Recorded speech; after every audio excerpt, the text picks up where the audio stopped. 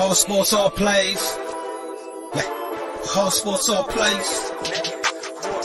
All sports, all plays. 365, we making up plays. You talking the game, get you through the days. We're high in the court, the dime in the lane. Variety, topics, living the same. All presentation, sports information. Hitting the airways, taking the nation. All sport, all plays, like working your faces. Grace at the field, so tie the laces. All sports, all plays.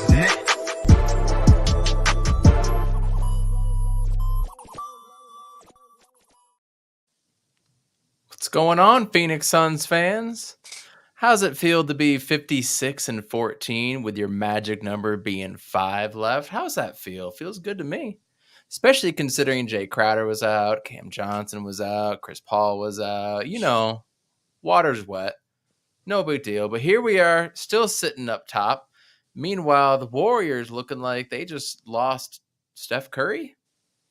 Said he's out for the remainder of the game. It looks like it's a possible, they're saying foot injury, but a lot of the timeline and people are saying it's a ankle injury. But we'll see. Suns fan Randy in the building, as he says on his own podcast. What's going on, man? What's going on, man? 5 more. 5 more wins. Lock up that first seed. 5 more.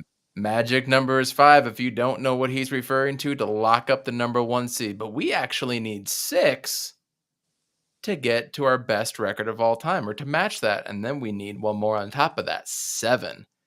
Right. That's what I want. I want this to be the best Phoenix Suns team of all time, because that's what it's going to take to ultimately win the championship. I want Larry O'Brien and Phoenix, man. I don't care about anything else at this point. Hopefully these guys come back. Chris Paul did not have a brace on when he was celebrating. We're going to talk about all that. He's on Fire podcast. Let's go. Urkavici sets, looks up, and it is caught! Down strong! Blitz coming, Matthews, Palmer extending the play, crosses the field, Larry Fitzgerald. Larry Fitzgerald is insane to the 4-yard line. Crowder looking, throws it alley-oop. Oh! He puts it down! He puts it down! They're getting a little wobbly. The downfield shot on you. The foot race. They won't get him.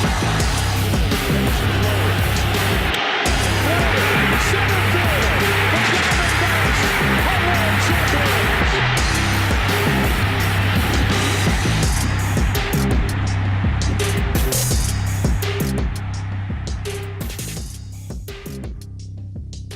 Magic number is 5, baby. Magic number is 5. Oh, I don't like that one. No, I don't like that one either. Let's just go back to that view. That's totally fine. Magic number is 5, and we did so by destroying the Houston Rockets tonight, 129-112. It was so bad I forgot how much we actually beat them by. Suns fan Randy in the house tonight. We are talking about this awesome game coming off of a back-to-back, no less, man. Booker, 36 points. Torrey Craig didn't miss a shot, had 21 and 14. DeAndre Ayton with 23 and 11. Mikal with 26. I mean, where do you want to start, man? Let's start off with my personal favorite player of the game tonight, Torrey Craig, man. Like, he's been missing in action. Yeah, he definitely been missing in action for the last few weeks. Been taking a lot of 3 balls for whatever reason, but it seemed like tonight he got back to the basics and started crashing the boards, getting a lot of rebounds, and you know what I'm saying? He made every shot that he took tonight, but I really like that he didn't go out there and try to be Jay Crowder. He didn't go out there trying to chuck up a bunch of threes and stuff like that. He went out there and knew his role. You know what I'm saying? What the Rock say? Know your role. Absolutely. And, you know, he did a few things tonight that we've actually been missing, and that's fighting for the offensive boards. You know, JaVale and DA and some of those bigger dudes, you know, they can tip balls out. I appreciate that. They can do that. But I don't see a lot of them going in there, running in and getting those extra offensive boards and then finishing as well, too. You know, we're a really scrappy team. We get our hands on a lot of loose balls and everything, come up with steals. But the offensive rebounding side on the boards, that's what we've been missing. And Torrey Craig brought that tonight. Did you notice any of the little X factors he was doing on top of his miraculous? Oh, by the way, only other player in NBA history to not miss a shot with at least 8 attempts, score over 20 points, over 10 rebounds, and 2+ blocks. Only other player to do that. Only other player to do that was Cat. That was it. That's crazy. That's a crazy stat line. Yeah, man. Like I said, he just went out there and did his thing today, and I'm glad that he kind of is finding his rhythm or finding his balance back within the team because it seemed like obviously he was in the system in the playoffs and stuff like that, but it seemed like he was kind of like out of like place or whatever the case may be. But so it's nice to see him back. Hopefully, he can keep it going in the future. Yeah, absolutely. And JJ, we're trying to get him out here, but something's just not working on his side. It's a real bummer. I know you're listening and trying to get on, JJ. It's the same link that I'm gonna send you. It's the same thing. So just shut everything down and start all over. But Devin Booker was a killer tonight too, man. Yeah, Devin man. Booker did some things. He hit a lot of contested shots that had no business going in, and he made some stupid three-pointers. Devin Yeah. Booker got pissed on that one loose ball that he dove for. And was it Michael Porter Jr.? It was Michael Porter Yep. Jr. Or not Michael Porter Kevin. Jr. Kevin Porter Jr. Sorry, gosh, so many. He got the ball, ran down the lane, bounced it to himself, threw it in. Then he hit the ball, got a delay of game. Nothing came of it though. And ever since that moment, I saw somebody tweeted he was 10 for 15, bro. Since that moment, that's that don't piss me off Kobe gene, bro. Right. And yeah, like I said, Book did his thing tonight, and I seen some things in him like in the fourth quarter that like I've been waiting for, kind of like a little bit. Like my thing with Book, and I've been getting a lot of flack for this, is that I want him to be able to rip off like he did like at the end of the game. Like I think he had maybe 8 or 7 straight, or it might have been 9. Can't remember, but he like ripped off and went off for 9 straight points at the end to kind of close it. You know what I'm saying? And I feel like CP3 has that gene, or he has that ability to where like when he wants to put a game away, he'll go put a game away. And yes, I think that Booker can hit clutch shots and stuff like that, and he can close it too, but he can't close it like that. Like how CP3 did against the Nuggets, I think he scored 18 straight. It was just like, give me the rock. I'm going down. Like this is what they're doing. And I just want Book to have that same ability just to take his game that much further. And I'm here for it. I think next year is going to be his breakout year. Believe it or not, if you can say breakout year at this point in his career, I think next year is going to be his breakout year. I think he's going to be averaging like 28 to 29 points a game. I think it's going to be ridiculous for him. Real quick, breaking news. We are at 200 subscribers. We just hit the 200 sub mark. So thank you, everybody. Let's take this time to share this out, like it, review, all that fun stuff that you guys already know. But we couldn't have done this without you. I know people are sharing this out there, and it's kind of funny. Ever since I have some beef with Aiton's World, who's now shut down on Twitter, I blew up because of that. So thank you. I appreciate it. And if you're listening to Aiton's World, you can still come on and we can still talk it out if you want, man. No big deal here. But getting back to this game, that's more important. Mikal Bridges and DeAndre Ayton. Let's talk about Ayton since we're on the topic. Yeah, they were no slouch tonight too. Ayton had 6 offensive rebounds. Speaking of needing offensive rebounds, Ayton had 6. What'd you see out of him tonight? I'm gonna tell you the truth. I'm gonna tell you the whole truth, man. So yes, DeAndre Ayton finished tonight, and I'm gonna because it's something I'm starting to realize more like as we're going forward with the team, because I feel like Ayton is kind of easy the scapegoat of the team, kind of like it's like like we didn't do this, it's because Ayton didn't grab boards or Ayton didn't. But like today was the first, or tonight's game was the first game I've seen where he was visibly upset. Like in that first half, like he was throwing his arms, like, man, y'all not giving me the rock. I'm doing this and that. And they looked him off a couple times. I won't lie to you. And so, like, I was on his side, like, look, man, we need to figure out a way to kind of get him more involved into the game. And I don't know what happened during that halftime. Maybe they showed him the actual stat line that he was like 6 of 14 with like the most shots on the team. So it's like, what are you really crying for? But I do think that they did miss him on a lot of shots and stuff like that. But that was just my only gripe, was just like, even if you're not getting a rock, you still got to be out there. You still got to give that effort. You still got to, you know what I'm saying, roll hard, hands up, even if they missing you.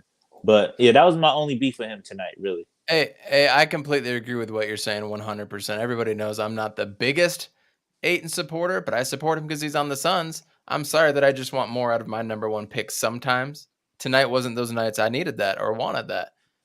There was a stretch there in the third or fourth quarter. You have to remind me which one, Randy. Ayton had about 3 or 4 buckets just straight in a row, and it was a close game. It was like, I would say it was single digits. Yeah, fourth quarter. And he just got a couple of those, that little run by himself, and just inflated that lead, and that was just it at the end. So the things that Ayton does have been tremendous. His offensive growth this year has by far surpassed his offensive growth in the past few years. Last year was his defensive leap. This year is his offensive leap. If he can somehow put it all together, plus learn how to either demand the ball or tell Monty again he wants to dominate and do so, he's going to be a very dangerous player. But we saved what? Go ahead. I was going to say, because I think the biggest issue with it, though, is that just getting him the ball, like, actually, like, you know what I'm saying? Like, he might have to develop, like, getting it in the high post and coming off the dribble, just because, like, it's been so difficult for, like, players to get him the rock for whatever reason. Like, I don't know. They don't know how to do a bounce pass. Like, Campaign loves to go under the rim, get stuck, and then try to dump it off, and that never really works out. But we got to figure out a way to, you know what I'm saying, practice on. Maybe in the playoffs we'll look at it, or, you know what I'm saying, get into it more often, but I don't know. No, I completely agree. And that's been a thing with him ever since the beginning, ever since the rookie year. Even when we had, Elia Kobo as our point guard.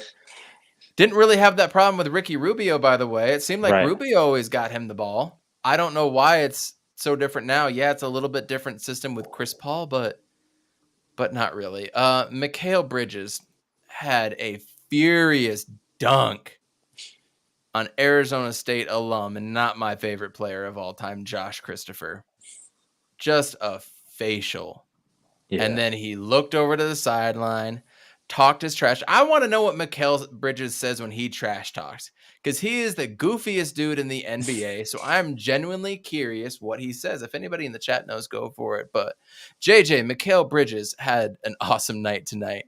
26 points, 5 assists, 3 steals, 3 rebounds. Had a couple ridiculous threes, especially towards the end. He had a nice fadeaway. What'd you see out of Mikal tonight, man? It just seems like every game of Mikal is improving, especially his catch and shoot 3-pointer and stuff. And his mid-range game has gone up tremendously. You saw that a couple of times, but just overall his defense is just locked down. You know, like he chooses when he wants to play hard defense, and when he chooses that time, no one's scoring. So, but Mikal's just been impressive in this stretch ever since the All-Star break. And he's really making a case for not only most improved player, but also defensive player of the year. He's probably not going to win either. Maybe defensive player of the year because Stephen A. shouted him out. Yeah, he said something nice about him. Yeah.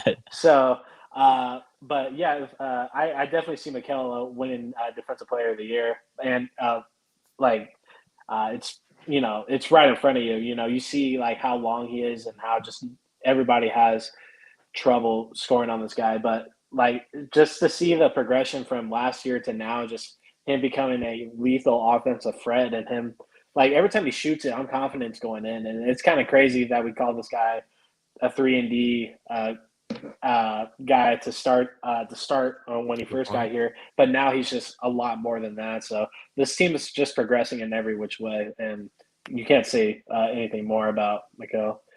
The development this Suns coaching staff has done, I think that is very much a. Oh, did we lose you, JJ? Oh no, I'm right here. The development this coaching staff has done has been absolutely incredible. Nobody can say anything bad about it. Real quick, I am watching the final minute of overtime between Notre Dame and Rutgers right now. 75-73. Rutgers with a 3. Banks it in. 76-75. 49 seconds to go. We are finally here with March Madness. Let's go. 76-75 Rutgers. To be fair, I picked Notre Dame to win this game, which they could do. And JJ, your computer is just not working. Get on your phone. That trash isn't working tonight. Up and under for Notre Dame. Tips it, no good. Gets the offensive rebound. Dribbles it off of his leg and goes out of bounds. Down 1 with 27.5 seconds to go. That's rough. That's tough. That's rough. Rutgers got the ball up 1 right now. Former Arizona State great Cliff Amori is playing, so that's a bummer because I would have loved to have him on the team. Great Anybody game. You had? I mean, I know ASU didn't make it, so did you have any horse in the race in this? Oh hell no, I just this one doesn't count against the actual bracket. This game. I was just picking Notre Dame because I thought they would win for no particular reason. Right. What is it? Thursday? Thursday is the real Tomorrow, Real deal? baby. Tomorrow it starts. Are you gonna join on the He's on Fire podcast bracket challenge or what? I've been sending you links. Oh yeah. I gotta fill it out. Ghosting. I gotta fill it out. I really gotta look at it because there's a lot of teams in college right now. I really like Purdue. Yeah. I really like them boys up the road, Arizona. Ben, I don't know how you pronounce his last name. Rejected. We're gonna put him in timeout for a minute. He just said he likes Arizona. What is that garbage? One more. Rejected. Goodness gracious. Did you learn your lesson, Randy? Hey man, they doing the thing. Hey man. We're not about that. We're gonna celebrate without him real quick. Did you just see that we got to 200 subs, JJ? Oh, Tonight we got to 200. Did. Let's fucking go, fellas. Yeah. Let's get a He's on Fire drop. Run it. He's on fire. God. I was a little late on that one. My bad. Yeah, thank you for all the support, everyone. 200 subs is huge. We're really excited, and we're gonna keep it going. You know, we could keep talking about this game, but this just felt like a typical Suns game, you guys. I don't think any new development came out of it. I don't think anything groundbreaking came out of it, other than Torrey Craig's historic night, which it was. Torrey Craig had a historic night in basketball, going 8 for 8, 3 for 3 with 14 boards and 2 blocks. That was incredible. Other than that, man, I'm just glad we don't have to play the Rockets again. Man. You know, it's 4 weeks to the day. They're fucking annoying, dude. When Chris Paul got hurt, man. By the Rockets. 4 weeks to the day. So remember, initial reports were 6 to 8 weeks, and then we saw 4 to 6, and then we saw some were saying 3 to 5. So we're starting to get in that area where I wouldn't be surprised if we see Chris Paul looking like he's going to be doubtful or something like that, you know? So I'm hoping that comes out on the injury report. When he was celebrating, I finally saw him. He had no brace on his right hand, no brace. I think that's important. Usually if you're injured, you're going to wear a brace, especially around people. When you're on the bench, you're going to get up and celebrate. You're going to wear something. There was nothing there. Yeah, man. That's big. Yeah, and on top of that, they released a couple of videos of him on Twitter of just him shooting the ball around. Didn't look like he had a hitch in his shot or he was like wincing in pain or anything like that. He was catching the ball like they was doing a couple of chest passes. So yeah. I don't know, man. Hopefully, I kind of predicted that he wasn't going to be out 6 to 8, but I don't know. Do we need him though? Hey, we need to get his legs under him is why we need him. We gotta get his. No, we definitely don't need him, and he could rest the whole time, absolutely. But we need to be. We're in playoff mode. We're not in win now mode. We're not in get the number 1 seed mode. We're in get into playoff mode. You know what I'm saying? And we got some big games coming up still. I mean, we still got to play the Jazz again. We still got to play the Grizzlies again, and we got to play the Warriors again. Though I'm with Amit, who potentially might be coming on later tonight. We might not show them anything when we play them. We still got Denver. We still got Philly, Minnesota, Chicago Friday night. OKC. We got to bust the Lakers one more time, which is going to be a lot of fun. And then the Clippers. And we play the Kings twice. So, like, there's games there. I mean, if we do want the number 1 seed, we do have to keep winning, right? And we need to get into that playoff mindset. That last game, Sunday against Sacramento, ain't nobody playing that game. That's going to be the Ish Wainwright game. He's going to come out with like 28 points and somebody's going to hit a random game. Like Shamet will hit like the game winner that game. Right. Like Etuan Moore did. Exactly. Man, I miss Etuan Moore. That game, that game was crazy. That game was him and Langston Galloway. I look cute. Just watching Shamet miss so many threes, I'm like, oh man, Langston would hit those. Shamet was booty tonight. Straight cheeks, man. Straight buns. Absolute buns. He had a 3 at the end of the game. Yeah, to rise up his percentage to 50% from 3. Yeah, man. He was not good tonight. I mean, he was good defensively. I'll give you that. He was good defensively. There was a few times where he stopped Jalen Green. Yeah, but something I wanted to bring up, and I wanted you guys' opinion on it, because this kind of messed up my day. What was it, Sunday, where we were waxing the Lakers, and it was looking all right, and then this kind of report came out, and it kind of messed up my whole entire day. So Brook Lopez is coming back. Yep. You know? Yeah. So that's the thing. So I thought that he might have been done for the year. So does this change anything? Did this not mess up you guys' day, or was I the only one that kind of was a little like, I want revenge, and I want full revenge.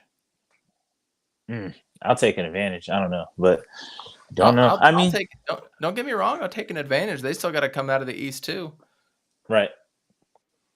I think right now, if they did go to the play? I think they'd play like Miami or something, or not Miami. They would play. I don't know, like maybe Brooklyn, because Brooklyn's like around the bottom, or yeah, it depends. I think they're technically the 2. Yeah, they're the 2 seed right now by a half game, so they might play. They might play Brooklyn right now. The 3 seed would play Cleveland, so you're kind of hoping you get that 3 seed, honestly. Yeah, so but that was something that kind of like was like, oh man, like I was not looking forward to Brook Lopez coming back. Is there any update on Frank or Dario Saric? I've been missing Dario Saric, man. No updates. By the way, we're if anybody else is watching, we're in double overtime over here. Rutgers, Notre Dame, NCAA tournament. If you like basketball, there is nothing better than this right now. This is incredible. I love March Madness. I can't wait for tomorrow. Right. It's gonna be crazy. Yeah, no update on Frank, no update on Dario. Dario's looking better at this point. I don't know if we really want Dario. Do we give him one more chance? Like next year, do we give him like a absolutely next year. But I trust Monty. If Monty says you want to put him in and do something, you know what? I trust that. Hopefully Abdel Nader doesn't come back. I don't want Monty throwing him in game 6 of the finals or something. Yeah, man, nah, that's a no-go. So the Rockets we're finally done with. They're pesky as all hell. They're annoying. I do love me some Jalen Green. Jalen Green, if he keeps his quickness and gets a body on him, gets a little muscle, Jalen Green can do some things in this league. Everything that they've built around him, kind of trash. I'm not a Kevin Porter Jr. fan. Christian Wood, I think, is overrated to a point. I want to see him with a good coach and a good team, see what he can actually do. He kind of seems like the Tobias Harris of the Sixers, though, right? He would be a 3rd, 4th option. But we don't have to play them again. Remember when we wanted him, though? Like, were we trying to what? Yeah, you were trying to get him 2 years ago? But that's when we weren't any good. We didn't know better. Anybody on the roster was an improvement, man. Yeah, man. Those days, the dark days. I agree, Roy. I picked them. I completely agree. Oh, we have a Pyramid Poppy reference. I totally forgot about that. I think Vermont will actually beat Arkansas. JJ's got Vermont beating Arkansas. Well, I think I put that on the bracket too. I think I put for Vermont beating Arkansas. He's on Fire podcast bracket. If anybody wants some, go ahead and message us, or I can message you after the show. We've got 14 people in there right now, $5 per. That's $70 we got in the pot right now for the winner. Come and join, man. Come and join. I still got one more person joining, so that would be $75. Hopefully we can bully Randy into joining. That'll be $80. Get Randy's brother and bully you guys. That'd be $85.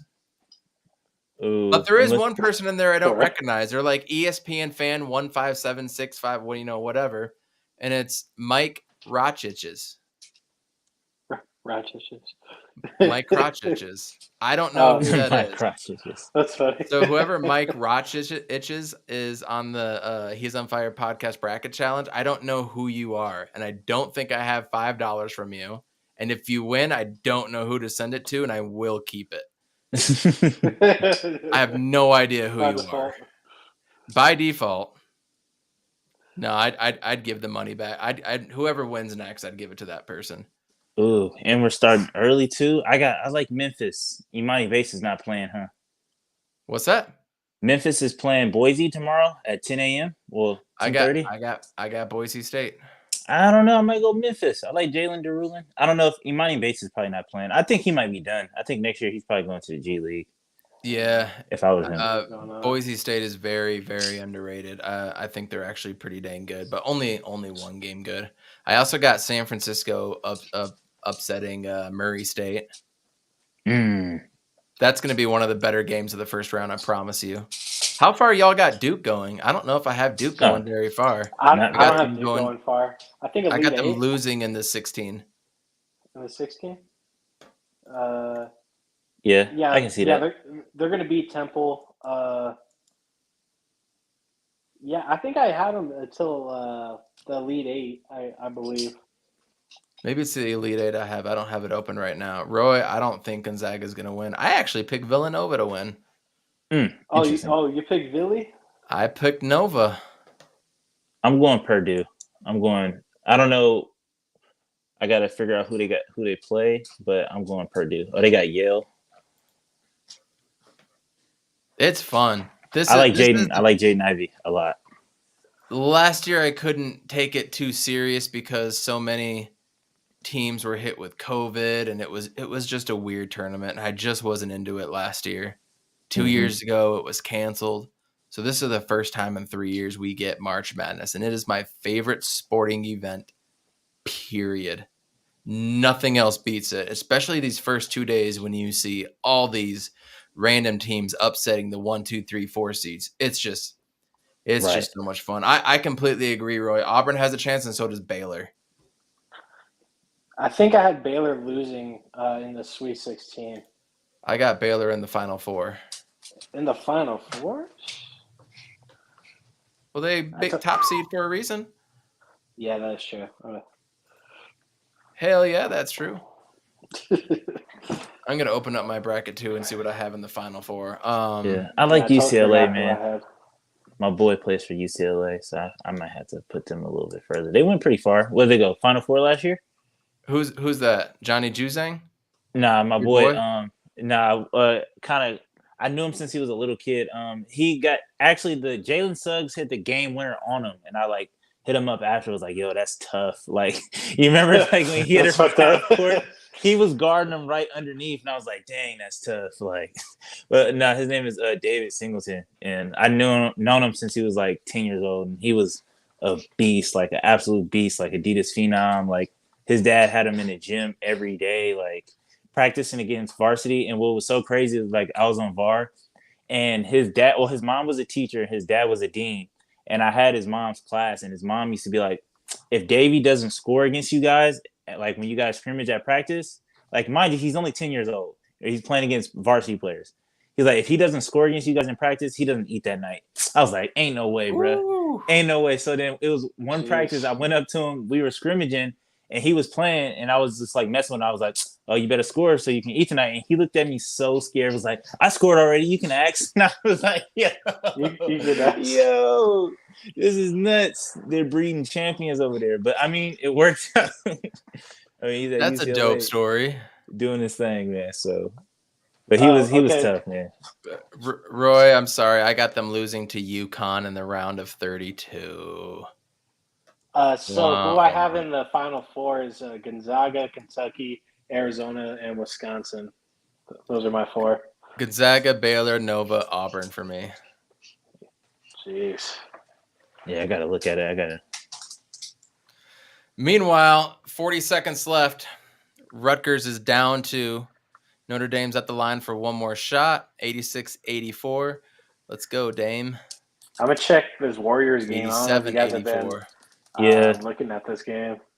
Yeah, I had that on too, but I turned it off because I had to watch. Oh yeah, they're back. Oh, it's only a 12-point game. It was 20. It's a 12-point game. Celtics are up. Yeah, that first half was atrocious from Golden State, dude. You love to see it. Yeah, you love to see it. I was talking to some of my coworkers that are Warriors fans. There's multiple and stuff, and they're just so clouded in the head about the holes with that team. And I told them straight up, I'm like I can tell you the holes of the Suns and stuff. That's no problem, and I know teams can exploit that, but they really couldn't list off what was wrong with the Warriors. And it's the size, it's the turnovers, it's the cold stretches, it's it's the reliance on Draymond. The guy was all well, Draymond was out, that's why we were losing. I was all we had Booker out for a stretch, we had Chris Paul out for a stretch, we had Aiden out for a stretch, and we still continuously won games. And And he's like, well, our schedule, and I looked at their schedule, and I'm like, it's arguably easier than what ours was. I don't know, man. Everybody plays 4 teams in your conference and then 2 against the other conference. So it's like we have the same schedule, especially when there's like 10 games left. Everyone's pretty much played the same schedule at this point. Yeah, that's essentially what I was saying. But it's just like I'm not saying the Warriors are trash or anything, but if these two meet in the Western Conference Finals, it's going to be a bloodbath. But I still think Phoenix is going to pull out of it. But only time will tell. But if this Curry injury might be serious because every time Curry's rolled his ankle, the dude's been out for like a month. So we'll see. Deep 3 by Rutgers to tie the game with 22 seconds left. Notre Dame bringing it down right now. 87-87 double overtime. Let's go. 12, 11, 10, 9. They're not running anything. Now they look confused. They're starting to run something. There he goes. He's dribbling down the lane. Notre Dame player goes up, scores. No, does not score. Gets the rebound, offensive rebound, goes back up with it. It's in. 1.4 left. 2, 1. Doesn't even get a shot off. Notre Dame wins 89-87 off of a missed layup, offensive rebound putback. And they don't even get a heave at the end. That's tough. Goodness. That is the way to start March Madness. Let's fucking go. I am pumped for this. Tomorrow the games start bright and early as well too. I wish I didn't have to work, and to make it so bad, my work has a yearly awards function like at 6:00 my time, and I'm like, first off, you do it on St. Patty's Day and you do it during the tournament. Come on, it's the worst time to do anything. Yeah, man, Iverson, to answer Murray is coming back, but it's like the dude is nowhere near game condition, and he's coming back from like an ACL, and he's about to play at the playoffs. And he's about to play in the playoffs. He's going to be on a minutes restriction, which is going to kind of mess up the team's chemistry and flow. I think they might go out in the second round. I think they'll get past the first, but this team is very, it's very back and forth. But to have MPJ and Murray coming back and expecting them to be playing playoff basketball, I don't know. I feel like that's a recipe for disaster after them being out for so long. So, that's the answer. I'm not going to say that I'm worried about Denver, but Denver's still really good. I think they might get a game or 2 out of us, but that's probably it. Yeah, that McGee dunk was crazy. Nice. Was nuts, absolutely nuts. But I feel like as Suns fans, though, realistically, we might have to prepare another year of people trying to give us that asterisk again. Just because I feel like, even like you said earlier against Golden State and all the other stuff and all the flaws, it's like everybody's just going to continue to move the goalposts on us, and that's just what it is at this point. You know what I mean? Yeah, it's fine. I just want a chip. Yeah, because that's what I said when you first joined, Randy. I said no matter what happens, we're not going to get the respect. So I think Suns fans just need to let that go, man, and live for themselves, live for us. Yeah, because what the NBA media really wants in the finals is Golden State versus the Nets. Okay, the Nets, they're pretty bad. They have a part-time player and then another player that has back soreness for whatever reason, and hasn't played the whole season. I really think Adam Silver should step in and be like, Ben Simmons should not be allowed to play because he's been doing all this bullshit this year. But yeah, the Nets are whatever, and Golden State, I see the holes. It's not addressed, whatever. But it's the Phoenix just needs to play Phoenix Suns basketball. When Cam Johnson's going to come back rejuvenated, I guarantee he's fine.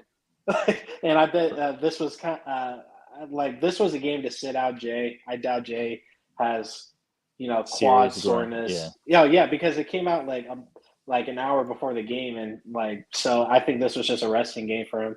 So we're gonna start this trend of guys taking nights off, and I'm here for it. I want to secure this the best franchise record and secure his number 1 seed and just hopefully scout out our opponents for the first round. Mm-hmm. I just saw a picture of a jersey swap between Devin Booker and Josh Christopher. Ugh. It seemed kind of cool. That? It was one game we played where we had a back-to-back at home, and we played the Rockets the next day, and Josh Christopher was at the game. So it seemed like they might have had a little relationship while he was there, and then So I don't know. I don't give a damn. Josh Christopher is one of the most wasted athletes of all time to come through Arizona State. Just a waste of space. The only good thing that he did was commit. That was it. He did nothing on the court, and then he quit. He quit on that team. He did 100%. 100%. And I went to his high school games. I liked him in high school a lot at Mayfair. Him and Remy, I don't know. I don't know what happened. I don't know what happened with that. It was the coach. It was the coach, and Bobby came out and recruited differently, and we had one of the better defensive teams in his tenure. We just got hit with injuries too, and things happen, and it is what it is. And I think we're going to be better for it down the road. It wasn't a good fit to begin with, and he shouldn't have gone there. But I love when people were like, "Oh, he was good in high school. He was good in this." I remember when I was coaching and picking a JV and a varsity team, and freshman team for that matter. And there was one kid who was out there. A kid was like 6'5", 6'6" as a freshman. And they were like, "Man, we got to put him on a JV." I was like, "Why? He hasn't done anything yet." "Oh, he's going to be the biggest kid." And I was like, "Okay, he hasn't done anything." "Well, they're saying he's getting double-doubles in church league." Church league? Yeah. Nah. Yeah. Those things don't equate. Just because you're a good college player doesn't make you a good NBA player. High school versus college, you know what I mean? All that stuff. I'm bitter about Josh Christopher. I mean, let's. We saw that with Sam Decker. That dude was lights out in college. Sam Decker. Yeah, remember that? Adam Morrison. Him and Kaminsky went crazy against UVA for like 3 years, and Sam Decker, he's out the league. I'm pretty sure. But he's probably in China or something. For the Shanghai Sharks. I think so. I looked him up not too long ago. Yeah, I think he is. Man.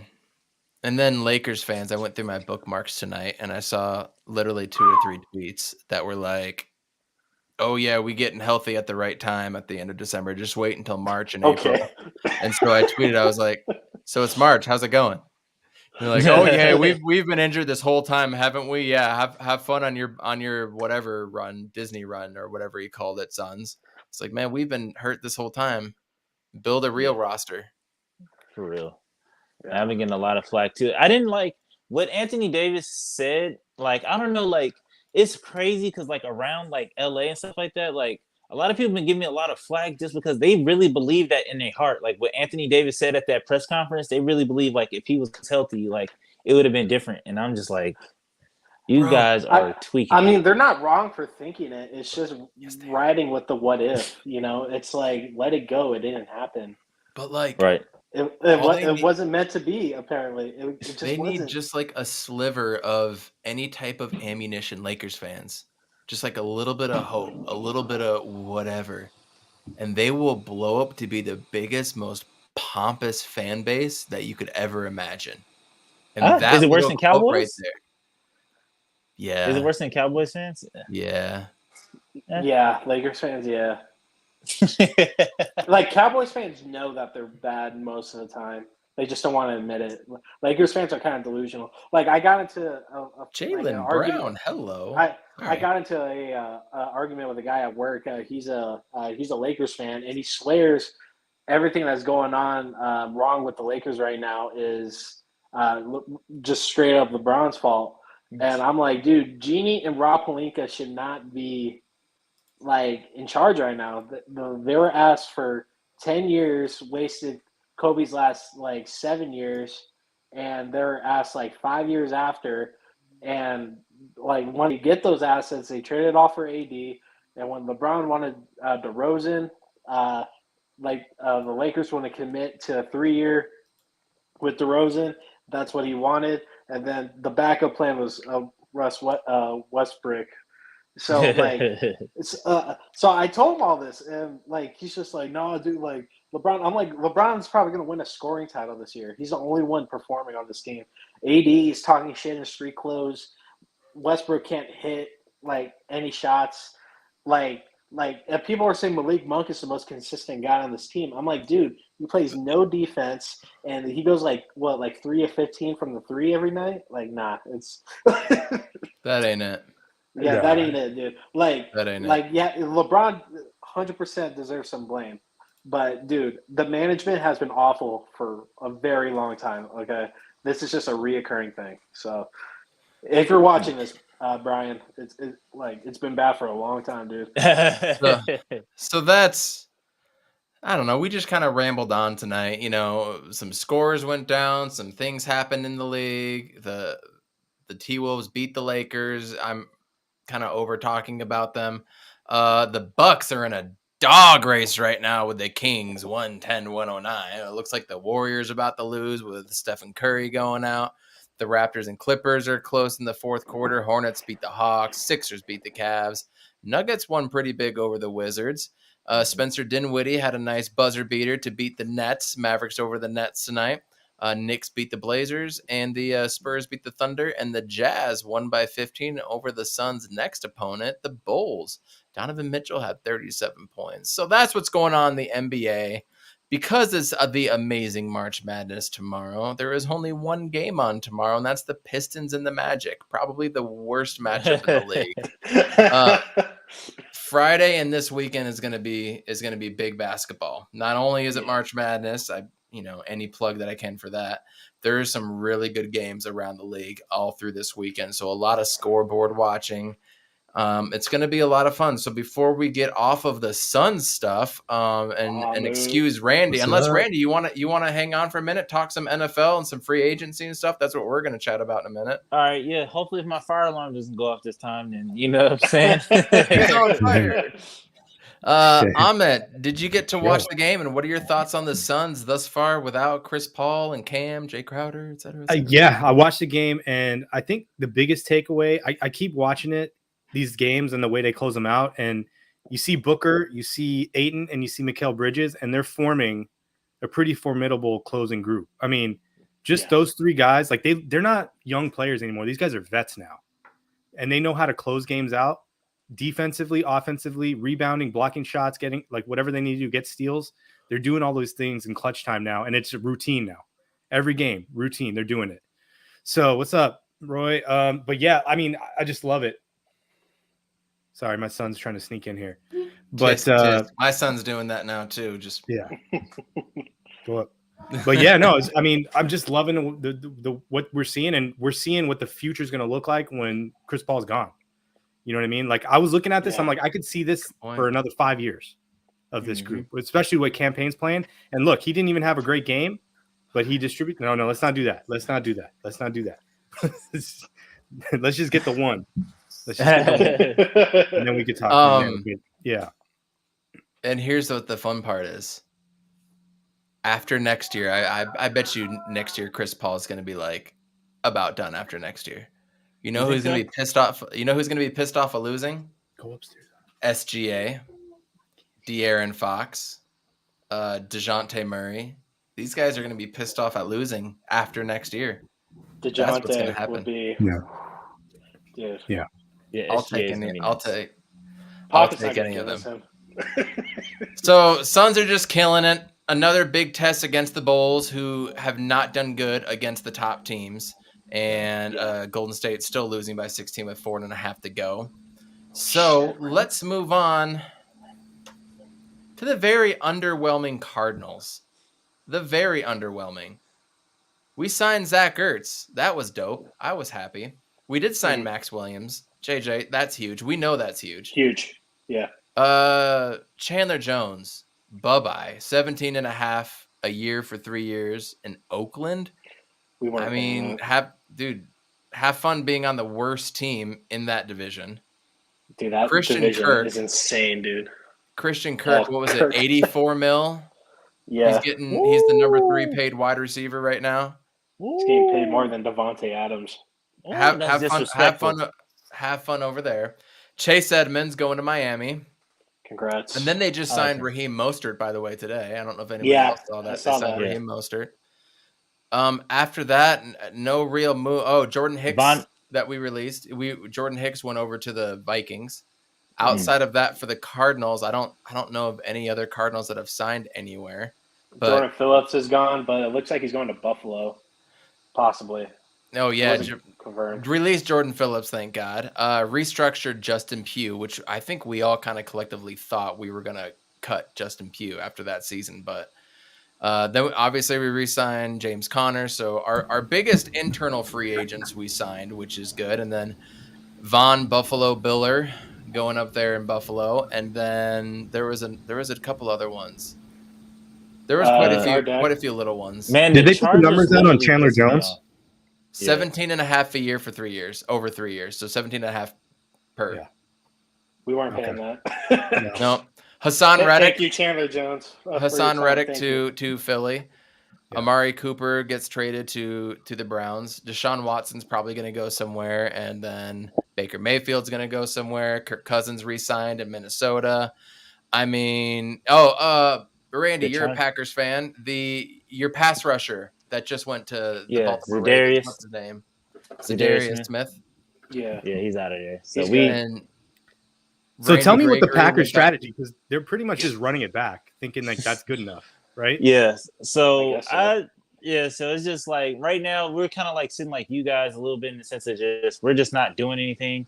And then I feel like me just watching from across, like looking at the Chargers. I don't know if you guys seen the Chargers, but they made some pretty big like J.C. Jackson, Khalil Mack, baby. Man, that's my bandwagon team right now. And they re-signed Mike Williams, their wide receiver too. Yeah, so they are not messing around this year. But as the Packers, like I don't have any faith kind of in its front office, like because I was like more so I'm ready to move on as a Packers fan in the sense of I'm tired of the manipulation of Aaron Rodgers and just like what he does, just like, am I going to be here? Am I not going to be here? Like he kind of did that like with the Brett Favre, like way back when. It's just like, I'm retired. I'm not retired. Then it's just like, but then it turns to like a weird, like pimp hoe kind of situation where it's just like, you're just manipulating us. Like we're hanging on to every word that you say. We're going to Pat McAfee show, listening to, trying to dissect everything you say. And it's just like, I'd rather you leave and just like, know, like, all right, like this is what we're doing. You know what I'm saying? But we still haven't even signed Devontae Adams yet. And like I said, I just don't have no faith in it. So unless I don't know why he re-signed. I mean, maybe he's like cool with having another year of just a bunch of nobodies or like trying to do it all himself again. So I don't know, but it is what it is. My opinion is it's just a money grab. I think it's a money grab. 100%. I think so too. Yeah. Cause I think he wants to retire just as a Packer. I don't know why he didn't do that just this season, but he probably heard that Brady was coming back, and he's just like, nah, I'm just going to stay. But it really messes up the quarterback market for us. Because now we got to lock in Kyler at 50 or whatever now. Hopefully not more than that. But we got to lock Kyler in. Because if we go another year, the next quarterback is not going to be deserving, and they're probably going to get like a $55, $60 million deal per year. Mm-hmm. Right, so we gotta lock him in right now. How do you guys feel about Kyler Murray though? Like just the way he closed it out, or just like was it more his fault? Because I see a lot of people blaming him, but like I feel like that O line was I don't know, like it was depleted. Like I don't know if it was that O line that last game against the Rams, and like we all seen what Aaron Donald can do. So it's just like the Rams was the worst matchup for us. The Rams was the worst matchup going in because our offensive line was not healthy. And then obviously we were missing Diop. That was a big part of it. And then coaching staff just fell down at the end. So there's just a lot of things like we peaked way too early, and we got to figure out how not to do that again. Yeah, I feel like the Packers did the same thing. The Packers peaked too early as well. 100%. And just got happy on the farm, like Monty said. So it was just that, just bad defense. And then like at the end of the day, like. We scored like we scored. I forgot what the score was, but we didn't score like after the second half or like after the first half. So it was just like, how much of that is on Aaron Rodgers? You know what I'm saying? Because I feel like a lot of people like to deflect and be like, oh, it's not really his fault. It's X, Y, and Z. But 100%, it's like no, it's 100% his fault. He probably knows better than the damn offensive coordinator.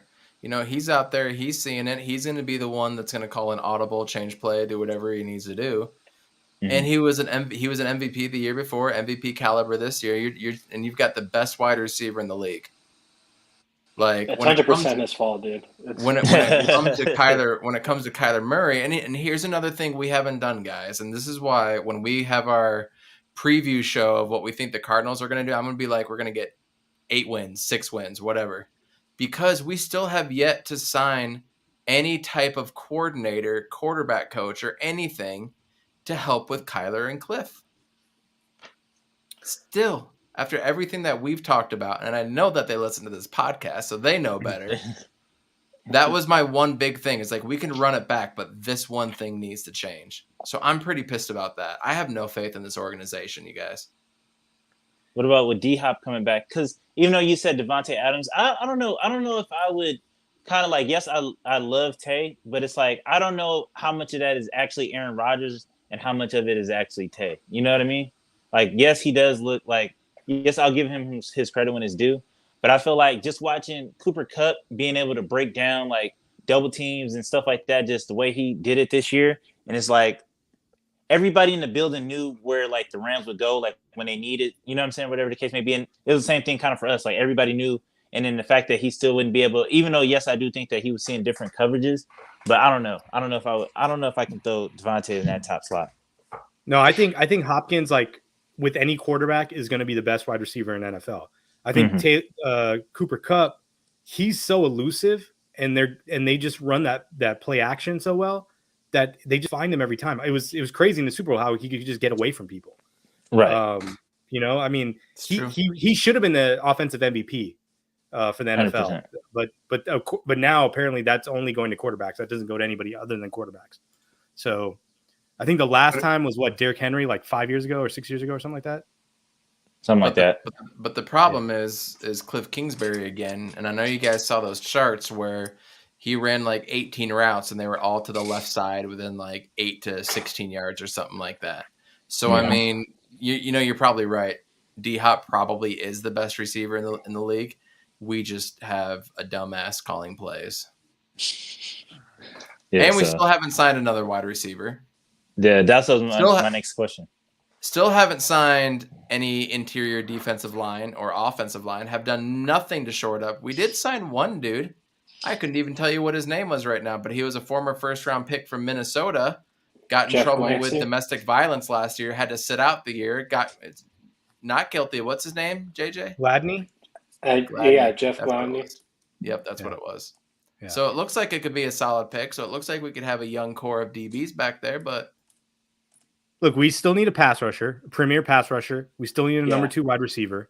And we probably need to draft a running back or a wide receiver if we're not going to do that in free agency on for a second one. So because we got Connor and then we got to get a number 2 receiver. So, but we still got Rondale Moore. We got the tight ends should be healthy. Yes, that's huge. That is huge. Yeah. Right. So, I think they need to address depth across the lines in the draft. I don't know, like with the pick situation, because they don't have any third-round picks, I believe. I think they got a compensatory pick. They got a comp. They got one comp. Yeah, but it's going to be a late third-rounder. So it's like, I don't know if that's going to help you with the line help. But, yeah, I mean, there's a lot of – I was looking at the Ringers draft guide, and there's a lot of playmakers. There's a lot of wide receivers this year. So we should be able to get – we should be able to get 2. I would go. What do you guys think? Rounds 1 and 2, just going wide receiver.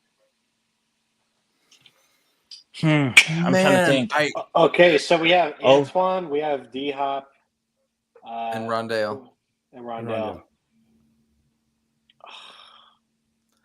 I don't know if we're gonna have a choice, but I wanted to go lines. I mean, you guys know me. I just want to build the lines. I want to have an offensive line that can run block and be sturdy. I want to have a defensive line that doesn't get gashed every damn week, you guys. I want a defensive line, so I'll take D-line over every other position group right now. O-line over. We need an O-line, dude. Yeah. But it's not going to matter. A good offensive line is not going to matter if we can't get the defense off the field. They just got to keep it close. Yeah. They just got to get it to so when Kyler has the ball in the last possession. I say this every time, right? Like, As long as Kyler has the ball at the end of the game, I'm happy with the chance to win the game or with the lead. Do you guys have anybody like that's still free agents out there circled? Like I see Stephon Gilmore still out there. Clowney. Julio Jones. Everybody wants Julio Jones now, and I don't want him. I don't want him either. I wouldn't take him. I want Clowney. Yeah, I'll go for Clowney. Sure. But I'm not paying 17 for Clowney though. Oh no, I mean, I'm thinking 14, 13, 14. What's the is it Eddie Goldman or something Freeman, the nose lineman out of Chicago? Yeah. Florida State guy. Yeah. Goldman. I'll take him. I was just thinking of Freeman, the guy that just signed with the Dodgers. I know who you're talking about. Yeah, he's a good. Randy has the balls to wear a Dodgers hat on here again. Yeah, but I don't know. I mean, right now at this point, like, what premier pass rushers are left for us to sign? Premier? Yeah. Clowney's the only one, right? But he's not. Is he? Does he play interior line? I thought he played D end. Maybe he could have been converted. I mean, he played with Watt for a few years. Maybe they want to reunite. I don't know. He does edge and inside. He did a lot of inside with JJ back in Houston. Okay. This is what we're talking about, though. We should be talking about how we got XYZ player plus ABC player. Oh, Keim's really turned it around. Oh, it's not March Madness. It's Keim Madness in March. Keim does good in March. Let's make a trade. Let's do something. I mean, all these dudes are out there, and it's just nothing. It's a defensive back that is out of legal troubles that played 1 year and is already 25. Mm-hmm. I mean, you see all these teams that are going all in, and we're kind of doing what the traditional thing is.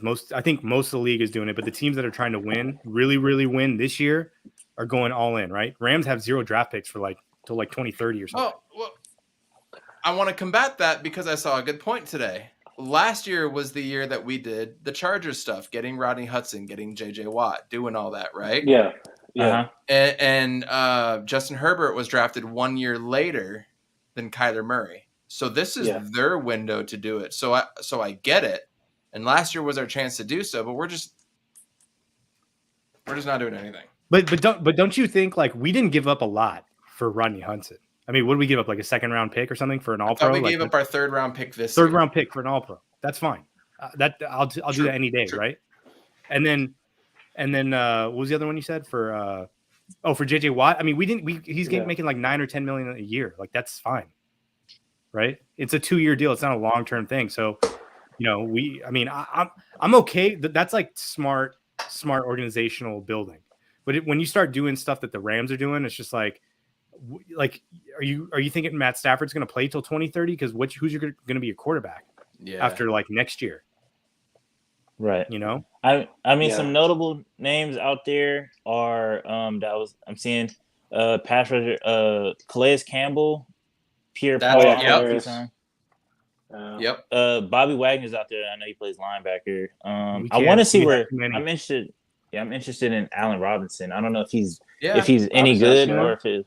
Yeah, I don't know if old boy was just Justin Fields was just that bad or I don't know. Trubisky was bad. Yeah. I'll take that. I mean, we need a scat back too. I'll take someone on there.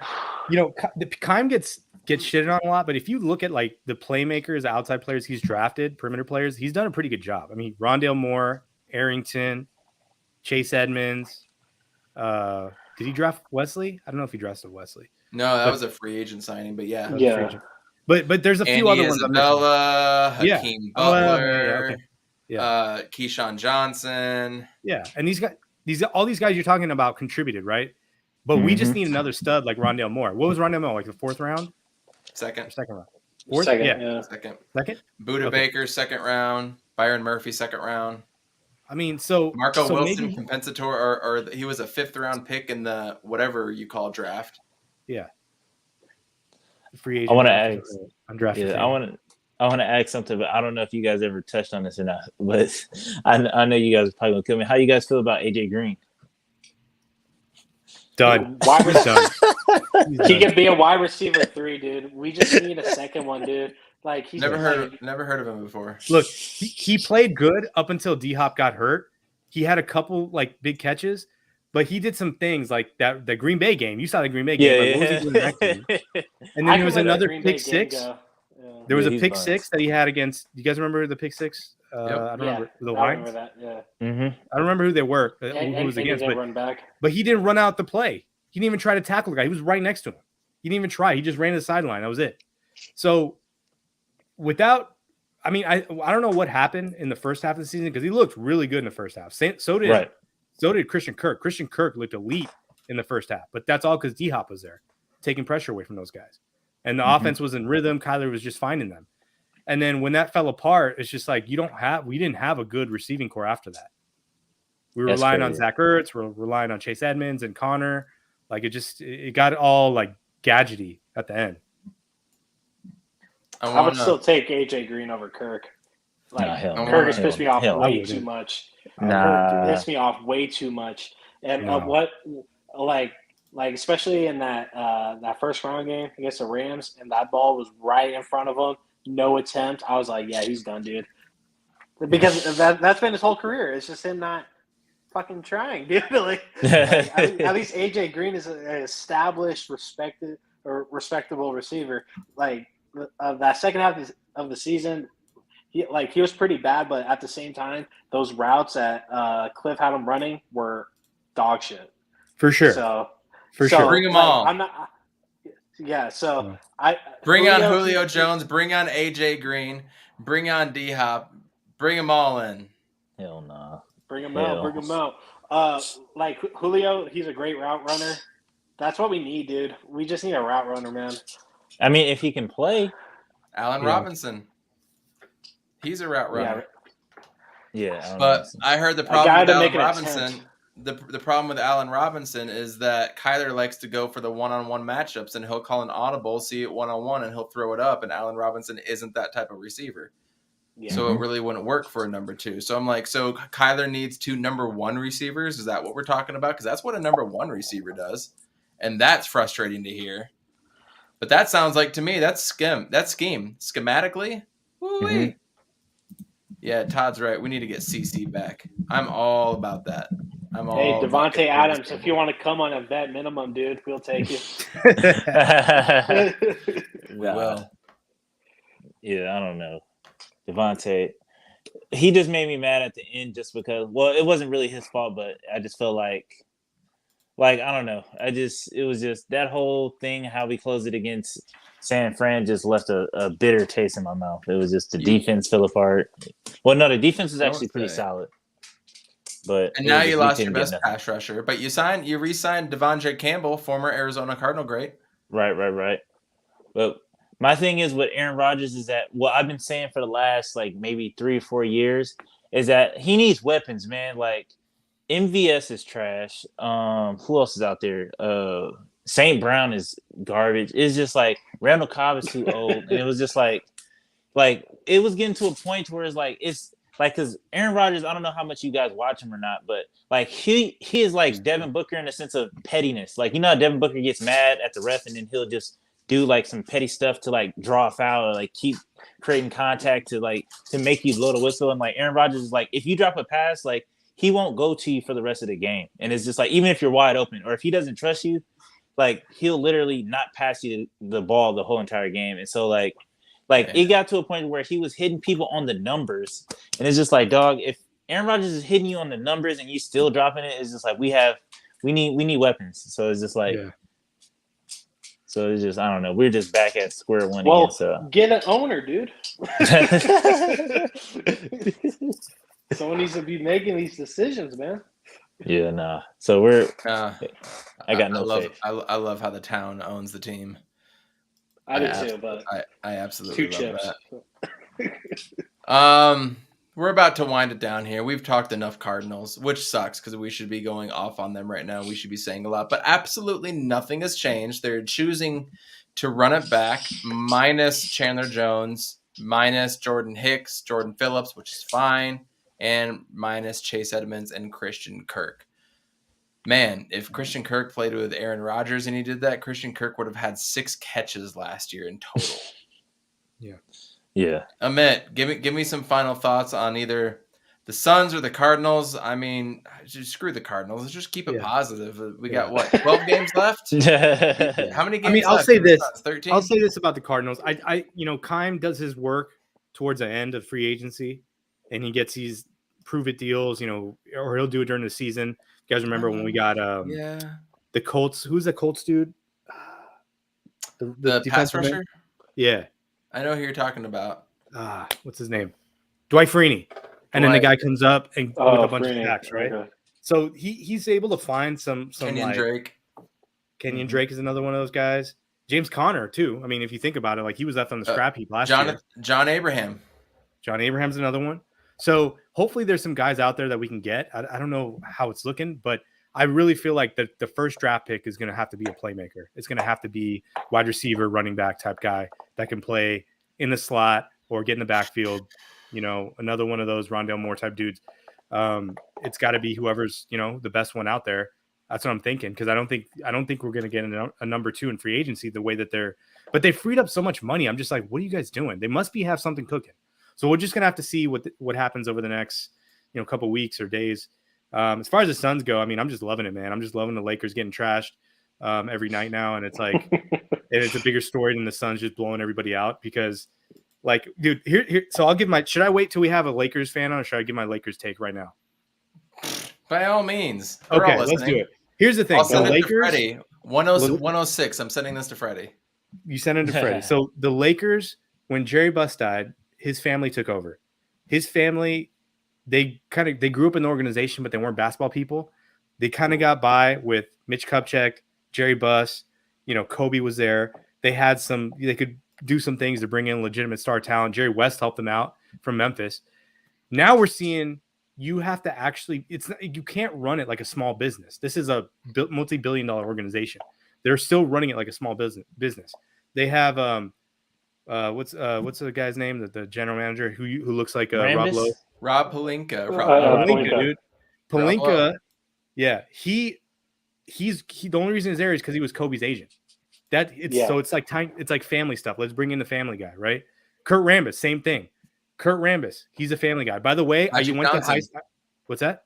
Magic Johnson too. Magic is another one, exactly. Who is tied to the family because he's seen as like another son of Jerry Buss. Kurt Rambis, dude. So his son and I went to college, Jordan Rambis, and this dude sucks at basketball. Like legitimately was terrible, and he thought he was the shit. He's like, I know Kobe. He's like, Kurt's my dad, blah, blah, blah, when we'd hoop. And I'm like, that tells me everything I need to know about Kurt Rambis because he couldn't coach in the NBA and he doesn't know anything about basketball. Nothing, like literally nothing. Like his son was trash, dude. And he was like 6'4" too. Like he was at least 5 inches taller than me. He couldn't do anything. So they're run like a small business when they should be run like a multi-billion-dollar organization. You see what the Suns are doing. I don't know if you guys ever caught that courtside videos that they do where they talk about the analytics and they talk about the food. Like the Suns have like upped their game big time. Where the 5G Verizon Center, like that place has so much more data capability capture than any other facility that any other NBA team is having. Damn. Granted, other teams are going to do it over time, but the Suns are the first ones to do it. So, I mean, nice. You look at and the Warriors too, right? The Warriors are really built like an organization. Like they have Spurs over many years. So the Lakers are in I feel like we're watching the beginning of the spiral because without full like leadership there and just being a family business where each sibling owns 1/6 of the team. And we've already seen the infighting where the son got fired by his sister. Like it's going to be a lot of trouble for them. And no draft picks. And no draft picks and no flexibility. And to add one more thing, another person that doesn't get brought up a lot, which makes a lot of decision making, is Jeannie Buss's childhood friend. And who's that? Like, I forget her name, but she no one knows her actual role with the team, but she's right next to Jeannie making these decisions as well. So I forget her name. You can find it. I heard it today. Linda Rambis. Linda Rams has a lot of authority. A lot of authority. Yeah. And they have no ownership stake or nothing. They don't have roles in the business. Yeah, Linda. So yeah. it's gonna be Freddie, fun to watch. Lakers are awful. And they're gonna be for a minute. I'm here for it, but we got bigger fish to fry, y'all. Yep. Larry O'Brien. I will absolutely freak out if we get Larry O'Brien. Like, tears coming from my face. I'm calling in the work for the next 2 days. I don't care what meeting I have. I'm not going to work. I'm staying up all night. I'm having the best hangover of my life, and then I'm celebrating all next day. I will fly down to Phoenix for the championship parade. Yeah. And I'm really hoping the Jazz pull it out in the first round so I can go to a second-round series between the Suns and Jazz. That's what I'm hoping for. I'm going to go to the airport. I'm going to go to the parade. I'm like no, there's no airports this year, man. It's all about winning. We did that last year. We won't do that until they win. Want to come back from winning. Yeah, man. Last year, it was so crazy. Like, I'd never drank like alcohol like in my life before, but I was like, always been like, as a kid, even I was like, whenever we win a championship, that's the day I'm gonna pop a bottle and then celebrate like I'm in the locker room. And I had the goggles and everything set up last year, and then we ended up like laying an egg. So it was just like, so it was just like, it's just sitting in your pantry. Yeah, so it's somewhere around here. So maybe when we do get back there, you know what I'm saying, pop a bottle and just get drunk or whatever for the first time. So oh yeah, for sure. We're meeting up and getting drunk. We're all gonna be at the parade. Oh yeah, I'm popping bottles all the way to the parade, like I'm in the locker room, baby. Yeah. We'll all go in on an Airbnb or something too, so that we can all party. It'll look like a 2004 rap music video. Yeah. Anything less is unacceptable, really. I mean, yeah. When we get to the finals, I'm going to be watching the games outside with cigars and doing all of that stuff. So the post games are going to be lit. Oh, I can't wait. Did you guys know that this Sunday, when this Sunday comes, we will be exactly 3 weeks away to the end of the season? This Sunday makes it 3 weeks. Here we go. It's getting real. It's getting Clock is ticking. real. Fortunately, we've got 3 weeks of NCAA March Madness to go through. Amit, 1 week from tomorrow, U.S. men's national team. They start their final leg. 3 matches. That's going to be huge. Yeah. One of my favorite golf tournaments of all time, or the favorite. The Masters is going to come up too. Spring is a good time for sports, so there's a lot to do, a lot to watch. But we're all about the Suns right now. We do not need to be talking about the Cardinals anymore, especially with the dumpster juice that they're having in their organization. The Coyotes are actually winning. Baseball's back, too. He's on Fire Podcast. Thanks you guys for joining. 200 subs. Urbandici sets. Loads up.